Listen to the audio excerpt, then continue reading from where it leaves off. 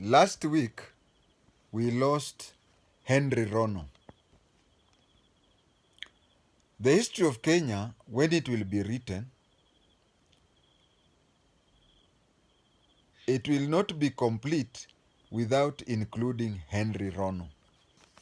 Henry Rono was born on 12th February 1952. He had limited education, but in 1976, because of his running prowess, he was given a scholarship to study at Washington State University.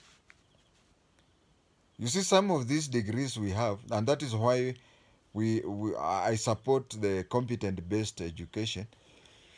Those days, for a Kenyan to go to university, you needed to have a Division 2 or strong Division 3, because I got a strong Division 3.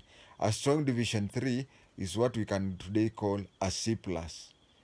And a Division 2 is what we can call a B. Division 1 is an A.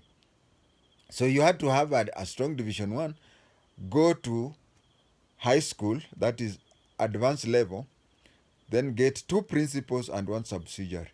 But you see, competent-based curriculum introduces some degrees like the ones that Henry Rono went to. He went to Washington State University for scholarship in athleticism. So you find that he gets a diploma in physical training, a degree in physical training. I don't know whether he got a degree, but at least he got a diploma in physical training. He never attended several Olympics, because those of us who are there in the 70s remember that we used to have, every time there was an Olympic, there could be people boycotting. You find that there was an Olympic in America. African countries boycotted because America was very close to the South African government. There was an Olympic in China, in Moscow. Muhammad Ali came to Kenya, came to Africa. He was trying to tell Africans to boycott the Beijing Olympics. Was it not? Or Beijing came in 86, but there was some Olympics in Moscow, yeah, where they said that we should not go for the Moscow Olympic because Moscow had invented Afghanistan. Yeah, young Kenyans, when they hear this, they rush to the till number, because this is some of the history that you get nowhere else. I remember in 1978, when I was in Form 3, this gentleman broke 4 world records in 81 days. There were even occasions when I could hear that he has broken a record, and I would say, he has not broken a record. It is just that they have forgotten that he had done that.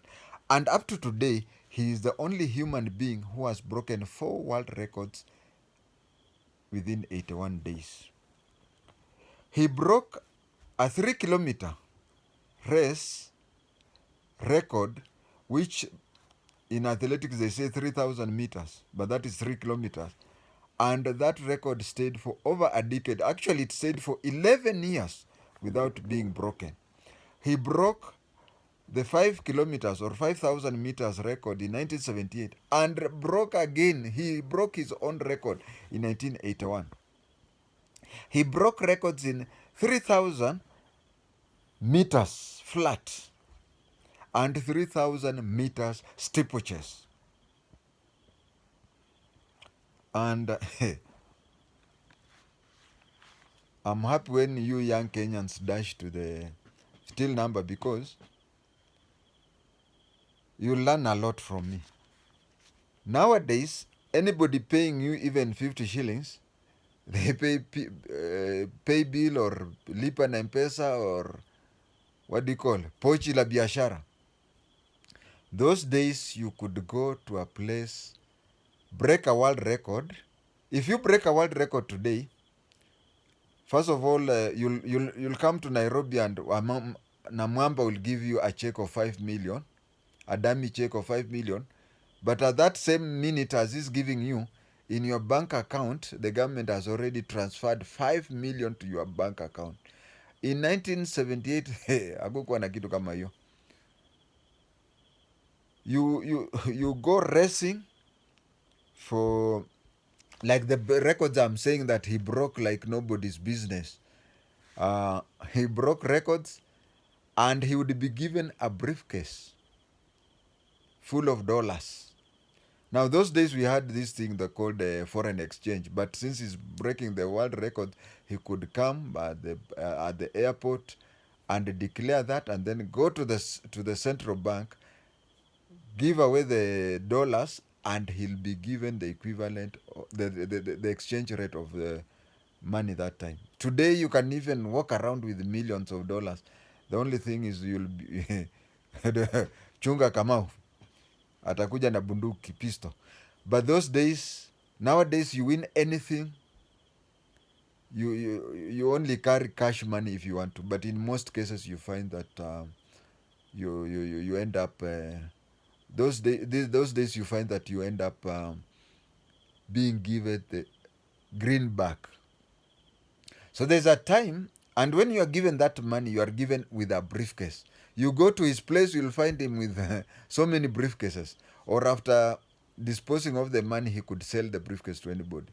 And they used to tell him to create, what do you call, to create that number, PIN number, to open the briefcase.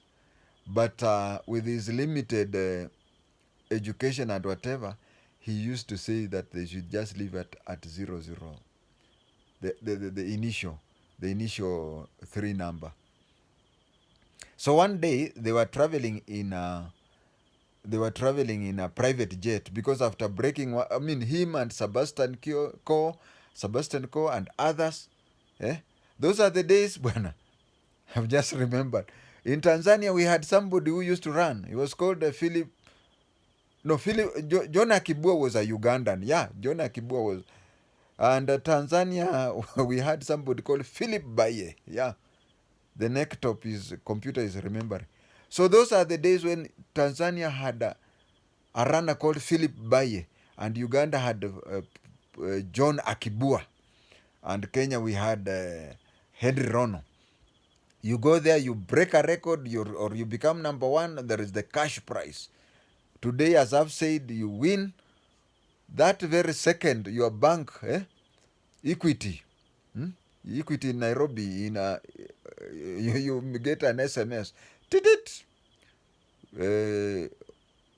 A certain bank in America has just credited your bank account in Equity with 5 million shillings or whatever. But those days you used to be given a briefcase. So as they were traveling in a jet with Sebastian Coe, he saw that Sebastian Coe is the only person whom he could trust.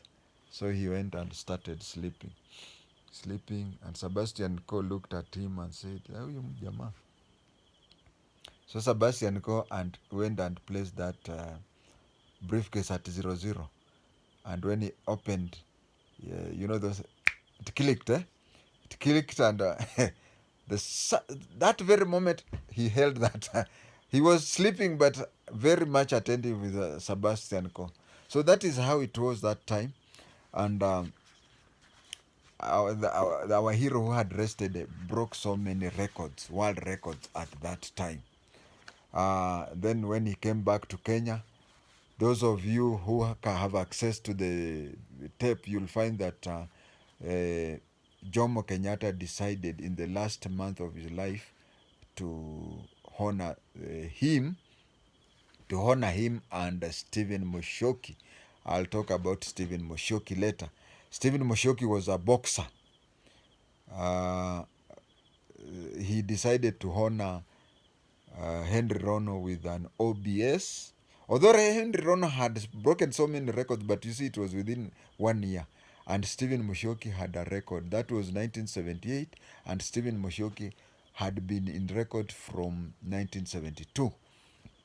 So he was given order of the Burning Spear, OBS, and Stephen Musyoki was given a CBS, Chief of the Burning Spear. Each was given 8 cows. Each was given 8 cows, 8 sheep, and land.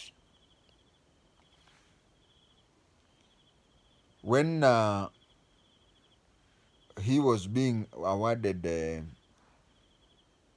OBS, Kenyatta was senile, and you can even see from that tape Kenyatta trying to show him about boxing, boxing, and then somebody whispering to Kenyatta, "No, this is not this is a runner." And then when it comes to Muchoki, he thinks that Muchoki is a runner, so he tries pretend that he's running. So no, this is a boxer. Then you can see that from that tape. And then Kenyatta died soon after. Him and Muchoki tried to look for the 8 cows, 8 sheep, and land. And up to today, those are phantom cows, phantom sheep, and phantom. He went back to Washington State University, but relapsed into alcoholism.